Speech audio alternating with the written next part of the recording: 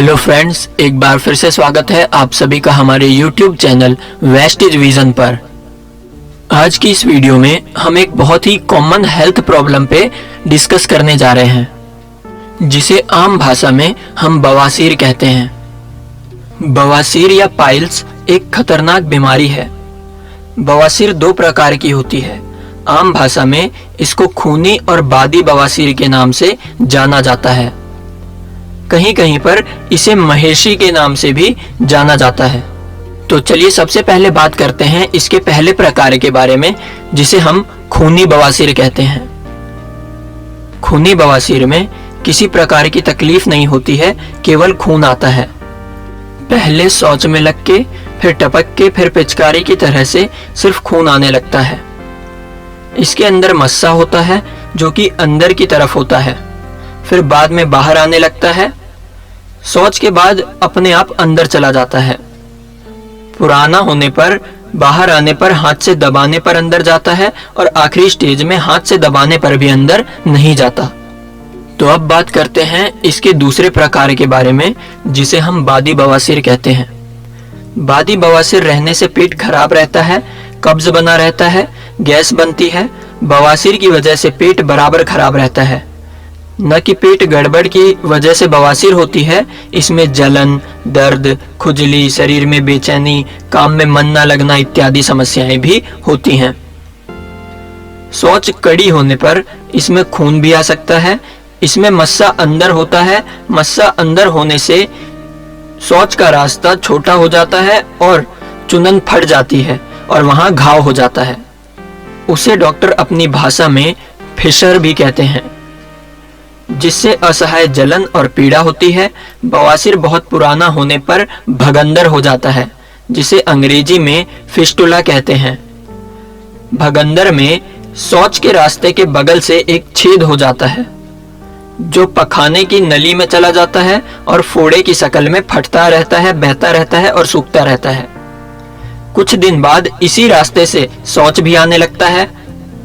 बवासीर भगंदर की आखिरी स्टेज होने पर यह कैंसर का रूप भी ले लेता है, जिसको रिक्टम कैंसर कहते हैं, जो कि जानलेवा साबित हो सकता है।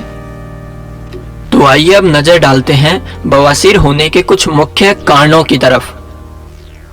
कुछ व्यक्तियों में यह रोग पीढ़ी दर पीढ़ी पाया जाता है, अतः आनुवंशिकता इस रोग का एक कारण हो सकता है। जिन व्यक्तियों को अपने रोजगार की वजह से घंटों खड़े रहना पड़ता हो, जैसे bus conductor, traffic police, postman, या जिन्हें भारी वजन उठाना पड़ता हो, जैसे कूली, मजदूर, भारोत्तोलक वगैरह, उनमें इस बीमारी से पीड़ित होने की संभावना अधिक हो जाती है। कब्ज भी बवासीर को जन्म देती है। कब्ज की वजह से मल सूखा और कठोर हो जाता है, जिसकी वजह से उसका निकास आसानी से नहीं हो पाता।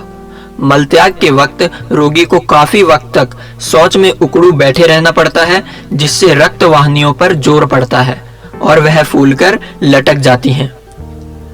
बवासीर गुदा के कैंसर की वजह से या मूत्र मार्ग में रुकावट होने की वजह से भी बवासीर हो सकती है, और साथ ही साथ गर्भावस्था भी बवासीर होने का एक कारण हो सकता है। तो अब सवाल ये है कि पता कैसे करें कि आपको बवासीर है या होने वाली है। तो इसके लिए बवासीर होने पर गुदा मार्ग के अंदर और बाहरी हिस्से की सिराओं में सूजन आने लगती है। इसकी वजह से गुदा के अंदरूनी हिस्से में या बाहर के हिस्से में कुछ मस्से जैसे बनते दिखाई देने लगेंगे, जिनमें कई बार खून भी निकलता होगा और काफी दर्द का सामना आपको करना पड़ता होगा।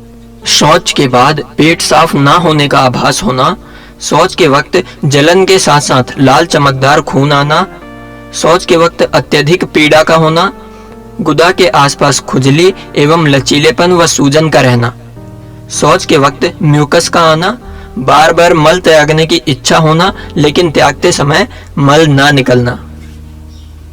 आमतौर पर लोग यह बीमारी होने पर जल्दी से कहने में हिचकिचाते हैं या फिर इसे नजरअंदाज कर देते हैं, जिसके कारण व्यक्ति को कब्ज, मल त्याग के दौरान दर्द व जलन तथा कई गुना अधिक दर्द का सामना करना पड़ता है। साइंस का कहना है कि मनुष्य को सबसे ज्यादा पीड़ा डिलीवरी के वक्त सहना पड़ता है, यानी कि जब महिलाएं शिशु को जन्म दे रही होती हैं उस समय पर होने वाली पीड़ा को साइंस इंसानों में होने वाली सबसे अधिक पीड़ा का नाम देते हैं। और दूसरी तरफ साइंस का यह भी मानना है कि बवासीर में अगर किसी रोगी की हालत थोड़ी बहुत भी गंभीर हो तो उसे भी सेम उसी दर्द का सामना करना पड़ता है जो कि महिलाएं डिलीवरी के टाइम पे करती हैं। तो आइए अब जानते हैं उन कुछ परेशानियों के बारे में जिन्हें आपको झेलना पड़ता है बवासीर के कारण। आप एक ही स्थान पर अधिक समय के लिए एक ही अवस्था में बैठे या खड़े नहीं रह सकते। आप अपनी पसंद से कुछ भी नहीं खा सकते, जैसे कि अधिक तला भुना खाना, फ्राइड खाना, फास्ट फूड या कुछ ऐसा खाना जो इजीली डाइजेस्ट नहीं हो पाता। तो आइए अब बात करते हैं बवासीर के उपचार के बारे में।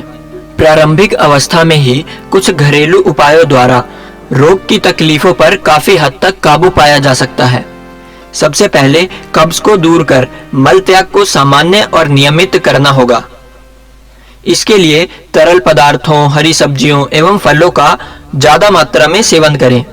तली हुई चीजें, मिर्च मसाले युक्त भोजन से परहेज करें। अच्छी मात्रा में जल का सेवन करें। तो चलिए अब जानते हैं कि बवासीर की समस्या में आप वेस्टिज के कौन कौन से प्रोडक्ट्स यूज कर सकते हैं जो आपको बवासीर को खत्म करने में सहायक हों। तो इसके लिए आप वेस्टिज कंपनी के वेस्टिज नीम कैप्सूल्स, वेस्टिज नोनी, वेस्टिज एलोवेरा कैप्सूल्स और वेस्टिज फ्लैक्स ऑयल कैप्सूल्स का इस्तेमाल कर सकते हैं।